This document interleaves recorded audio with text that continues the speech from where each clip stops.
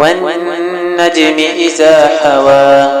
ما ضل صاحبكم وما غوى وما ينطق عن الهوى إن هو إلا وحي يوحى علمه شديد القوى ذو مرة فاستوى وهو بالأفق الأعلى ثم دنا فتدلى فكان قاب قوسين أو أدنى فأوحى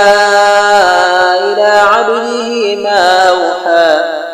ما كذب الفؤاد ما رأى أفتمارونه على ما يرى ولقد رآه نزلة أخرى عند سدرة المنتهى عندها جنة المأوى إذ يغشى السدرة ما يغشى ما زاغ البصر وما طغى لقد رأى من آيات ربه الكبرى أفرأيتم اللات والعزى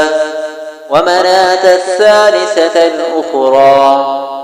ألكم الذكر وله الأنثى تلك إذا قسمة ضيزى إن هي إلا أسماء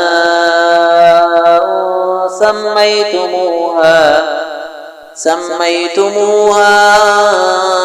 أنتم وآباؤكم ما أنزل الله بها من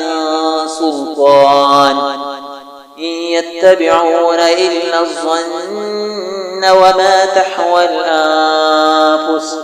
ولقد جاءهم من ربهم الهدى